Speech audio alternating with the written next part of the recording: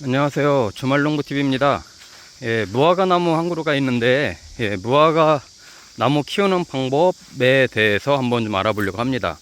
무화과 나무, 지금 보시는 나무는 거의 40년 된 나무고요. 제 어릴 때부터 있던 나무니까 거의 40년 이상 된 나무인데, 집 지으면서 이쪽으로 제가 정원 한 켠으로 옮겨다 심은 거예요. 근데 이제 요즘 굉장히 날씨가 더워지다 보니까 되게 잘 커요. 지금은 아주 잘 큽니다. 지금 비가 내리고 있어서 일단은 좀 무화과를 먼저 좀 따야 될 것 같아요. 무화과를 좀 따면서 말씀을 드릴게요. 이거 보시는 것처럼 이렇게 지금 무화과가 잘 익고 있는데, 이게 또 비가 맞으면 안 좋기 때문에 일단 무화과를 따고 또 말씀을 드리겠습니다. 네, 무화과를 이렇게 이제 수확을 좀 했죠. 한 5개 정도 했네요. 처음으로 이제 올해 처음 이제 딴 건데, 이 보이시는 나무가 굉장히 이제 옛날 토종 무화과입니다. 그래서 무화과가 크진 않아요. 작은데 그래도 이 40년 된 무화과 나무라서 거의 약이라고 생각하고 먹습니다. 매년 이렇게 많이 따서 먹는데, 이 무화과는 후숙이 가능하기 때문에 약 한 20도 내외 온도에서 실온이 됐든 냉장고에 한 2, 3일 놨다가 이렇게 놓았다가 후숙을 시켜서 먹을 수도 있고요.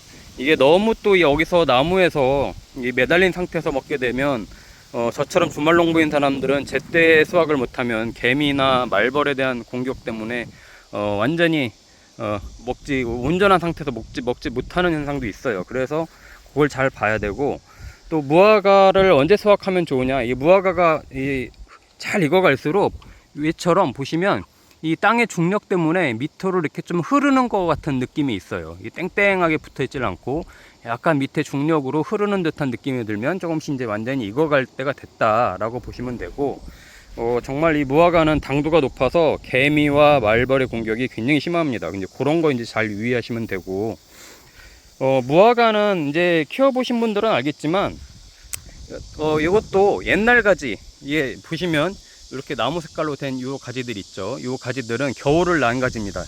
얘네는 겨울에 이제 동해를 입지 않고 그대로 난 아이들이고, 여기 보시는 것처럼 새파란 가지들, 이렇게 새파란 가지들은 밑둥에서 땅에서 새로운 가지가 봄에 나와서 큰 가지들이에요. 그러니까 둘 다 열립니다.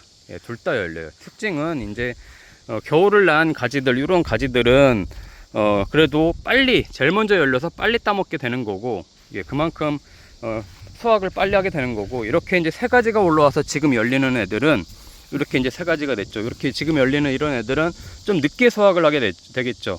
근데 예전에는 불과 몇 년 전만 해도 이렇게 새송가지에서 나오는 애들은 익을 때가 되면 이제 날씨가 기온이 많이 떨어져서 잘 익지 못하고 제대로 수확을 못하는 경우가 굉장히 많았어요. 그대로 말라 비틀어지거나 그냥 거기서 이제 겨울을 나게 되는 경우가 많았는데, 요즘은 이제 기후가 많이 변해서 굉장히 뜨겁잖아요. 아열대 기후잖아요. 굉장히 덥습니다. 10월까지도 더워요.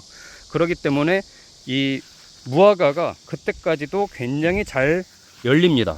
그래서 저도 이 새로운 가지가 나오고 나서 왜 이렇게 열매가 안 열리지? 라고 싶지만 지금부터 열려요. 이런 애들은 지금부터 굉장히 열려서 지금부터 이제 막 익어 갑니다. 그래서 무화과 키울 때는 저는 이렇게 보세요.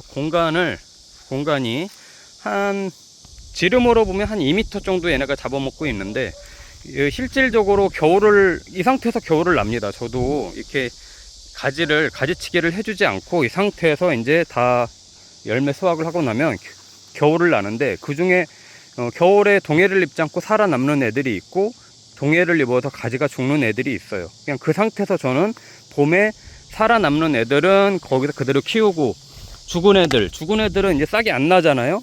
그런 애들은 이제 만져보면 아니까, 싹이 안 나오는 애들은 다시 전지과이나 이런 걸로 가지치기를 해줍니다. 그러면 밑에가 정리가 되겠죠. 그러니까 이런 경우, 이런 가지는 겨울을 난 가지잖아요. 이런 가지들은 남겨놓은 거죠. 그렇게 하고 나서 이제 봄을 나면, 겨울에 이렇게 이제 좀 정리를 해주고 나면 다시 봄에 엄청나게 이렇게 뿌리에서 싹이 나옵니다. 지금도 한 30개 정도 이 새송가지가 나왔겠죠. 이 상태로 그냥 키우면 굉장히 많이 수확을 할 수가 있어요. 이 나무 하나에서도. 제일 좋은 거는 이 가지가 동해를 입지 않고 계속해서 굵은 가지가 돼서 한 가지로만 계속 크게 잘 키우면 가장 좋은데, 그게 사실상 어려워요. 이렇게 노지에서는 뭐 이렇게 노출되어 있는 노지에서는 자연에 맡기는 수밖에 없거든요. 저 같은 경우는 그래도 요 뒤편에 에메랄드 그린이 있어서 겨울에 동풍을 좀 막아주는 역할은 합니다. 그렇기 때문에 무화과가 조금 그래도 겨울에 버티는 부분이 있어요. 잘 아시겠지만 이 남쪽에 있는 담벼락에서 보통 크는 무화과들이 아주 동해를 입지 않고 잘 크는 경우가 많아요. 그게 그래도 담벼락에서 햇빛을 받으면서 겨울을 나기 때문에 그런 경우인데, 이런 허벌판에서 키울 경우에는 동해를 입기가 굉장히 쉽습니다. 그렇다고 여기 비닐을 치기도 뭐하고 뭐 그렇게까지 해야 되나 싶고 해서 이제 방치를 합니다만은 그래도 겨울에 요즘은 잘 산다. 예. 그리고 설령 다 죽는다고 하더라도, 겨울에 동해를 입어서 죽는다고 하더라도 봄에 다시 싹이 나오는 경우가 많아요. 요즘 기후가 많이 바뀌어가지고. 그렇게 하면은 새순을 키우면 된다. 제가 요 밑에 보시면 잔디밭으로 돼 있잖아요. 잔디밭으로 돼 있기 때문에 잔디가 보통 한 30cm 정도의 뿌리를 받고 들어가거든요. 얘네하고 경쟁하는 건데도 불구하고 어떻게 보면은 또 참 어떻게 보면 신기하긴 한데, 이 잔디가 얘네의 동해를 또 좀 이렇게 막아주는 역할도 하는 것 같아요. 예, 이 잔디로 인해서 겨울에 요 뿌리 쪽이 얼어 죽지 않게 이렇게 하는 경우도 있는 것 같아요. 분명히 그 효과도 있는 것 같고, 그리고 저는 웃거름을 이제 주로 복합비료만 줍니다. NK 복합비료를 주는데 겨울에 한번 주고, 여기 열매가 막 지금 이제 맺혀서 익어갈 때쯤, 저는 한 2주 전쯤에 줬습니다만, 옆에 사과나무 하고 이런 과일나무 이제 이 비료를 줄 때 같이 줬거든요. 그때 이 뿌리가 있는 주변으로 흠뻑 주면 굉장히 잘 자랍니다. 예, 그렇게 하면 되고, 이 또 이 무화과의 특징이 이렇게 지금은 굉장히 작잖아요. 작은데 익을 때 굉장히 폭발적으로 크기가 커집니다. 이게 이쪽 한번 보여드릴게요. 여기 이제 얘가 지금 익어가고 있는데 보세요. 이 끝에 부분 약간 구멍이 나듯이 하면서 이 굉장히 폭발적으로 얘가 이제 커지는데, 처음에는 작은 것 같아도 익을 때가 되면 약간 뻥튀기 하듯이 거의 3-4배로 더 커집니다. 예, 그게 이제 무화과 특징이니까 이렇게 작은 애들이 어떻게 크지라고 생각하지 마시고, 얘네가 이제 익을 때는 정말 안에서 섬유조직이 폭발적으로 커지는구나, 이제 그걸 보시면 돼요. 그걸 아시면 되고, 수확할 때는 아까 맨 처음에 말씀드린 대로 이렇게 중력에 의해서 밑으로 축축 처지는 현상, 그리고 만져보면 말캉말캉합니다. 그 정도 되면 따서 2-3일 후숙해서 먹어도 되고, 뭐 집에서 항시 이 관리를 하실 수 있는 분들은 여기서 완전히 익혀가지고 따서 먹으면 정말 꿀보다 더 달죠. 예, 뭐 나비나 뭐 말벌, 개미들이 공격하기 전에 수확을 해서 드시면 되고, 그러면 아주 최고의 맛을 냅니다. 이 무화과나무 키우는 방법은 뭐 그래도 저는 좀 결론적으로 말씀드리면 뭐 특별히 없다. 그냥 방치. 예, 저는 무화과나무 키우는 방법이 없습니다. 거의 손을 안 댑니다. 대신에 가끔씩 다른 과일나무들 이렇게 병충해 방지할 때 그냥 여기도 그냥 같이 뿌려주는 정도로만 제가 했습니다. 근데 이제 열매가 열리고 나서는 제가 병충해 방지를 안 합니다. 특별한 어떤 병들이 생기지는 않아요.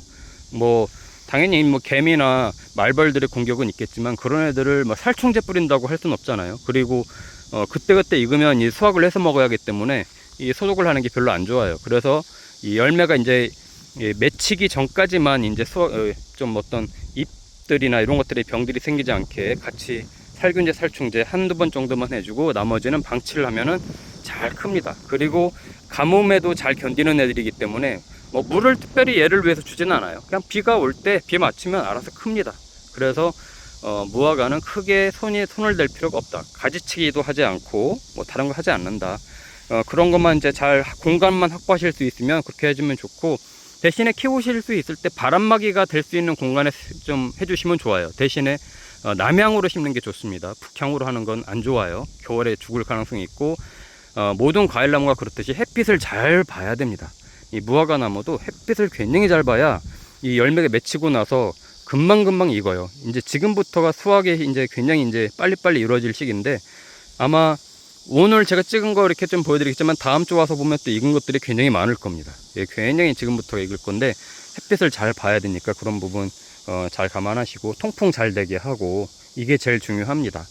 자, 무화과 키우는 거 하면 제가 40년생 된 나무에서 무화과 키운 거 이렇게 보여드렸는데 참조하셔서 무화과 나무 한 그루 정도 키우시면 좋을 것 같아요. 제가 또 궁금해 하시는 분들 있을까봐 종종 또 이 무화과 나무 키우는 것들 같이 보여드리도록 하겠습니다.